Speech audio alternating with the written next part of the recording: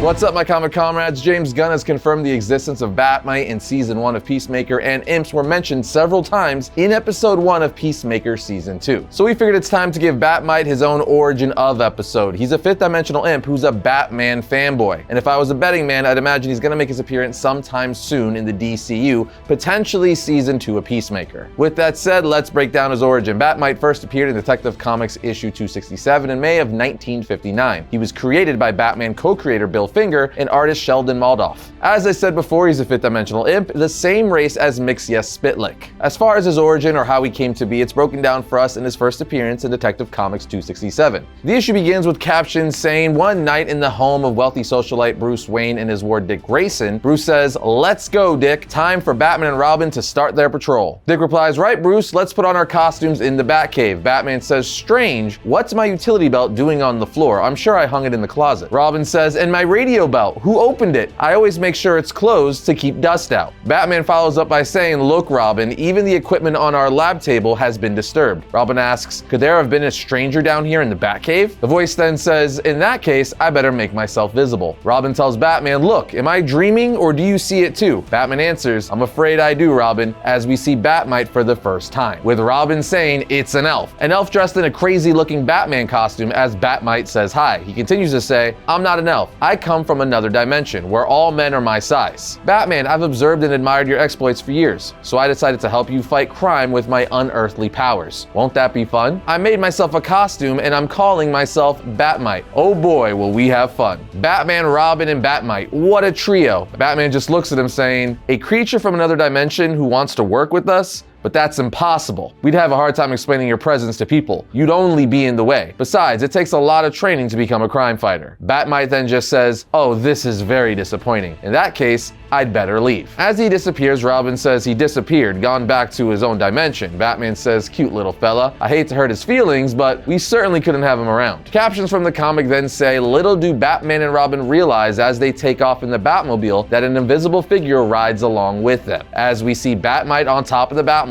laughing, saying, 'They don't get rid of me that easy.' Batman and Robin then arrive at a waterfront where Robin says, 'Look, Tipper Neely and his gang running in a getaway car.' Batman says, 'We've been after them for months. Get set for some action, Robin,' as the criminals see them saying it's Batman and try to get away in their car. But Batman blocks them with the Batmobile, so they flee the car as Batman and Robin starts chasing them on foot onto a bridge. But as soon as they get onto the bridge, it starts bending out of shape as Robin asks Batman, 'The bridge has become as hilly as a roller coaster.' Batman responds, 'Bat-Mite.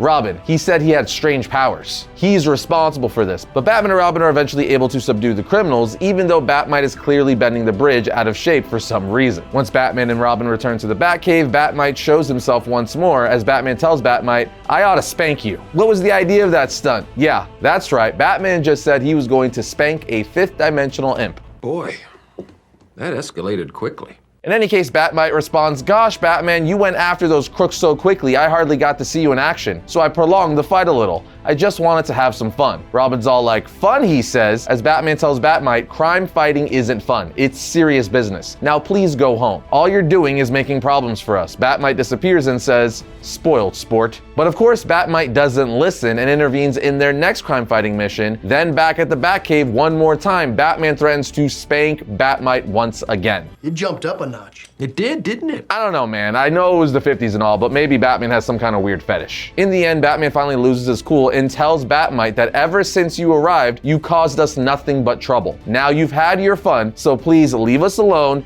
and go back to your own dimension. Bat-Mite says, 'All right, Batman, I guess it's time I went home. Goodbye for now.' As Batman says, 'For now? You mean you'll be back?' 'Oh no.' Robin then says, 'Don't come back. Please, we're moving. Going to China. Mars. Golly, Batman, don't you realize what it'll mean if that little gremlin ever comes back?' Batman replies, 'Yes, Robin. Trouble. More trouble.' After this, Bat-Mite would continue to appear on and off throughout stories, like when he reappeared in Detective Comics 482, where he traveled outside of the DC comic universe and into DC's actual offices, asking one of the writers to write him a story inside of the Batman family comic book. Yeah, that's how powerful he is. He can travel outside of the DC universe and into the actual real world. But speaking of powers, let's talk about his powers real quick. And first and foremost, he's a fifth-dimensional imp who possesses reality warping abilities. abilities. He could bend the laws of physics. He could make things out of nothing, alter environments, and reshape reality itself. He also has the ability of size shifting and teleportation. He could pop in and out of dimensions and change his size at will. Bat-Mite can also make constructs or illusions, creating crazy versions of Batman's villains or insane weapons just to test Batman for fun because, as he puts it, he's a massive Batman fan, hence him calling himself Bat-Mite and dressing like the Dark Knight. Bat-Mite is near-omnipotent like Mr. Mixia-Spitlick. He's basically godlike, and he's driven by his obsession with Batman and desire to cause chaos for fun. All in all, Bat-Mite uses his insane powers not to defeat Batman or purposely annoy him, but rather to put Batman in over-the-top situations, as he wants to see Batman prove himself since he's the biggest Batman fan. Essentially, he challenges Batman not to beat him, but to entertain himself and show himself why Batman is the greatest hero of all. But there you have it, friends, the origin of Bat-Mite and a rundown of his powers and abilities. I hope we end up seeing him in Peacemaker Season 2, or at the very least in the DCU sometime soon. But what do you guys think? Let us know your thoughts down in the comments. Other than that, we will see you next time when we talk about all things comics.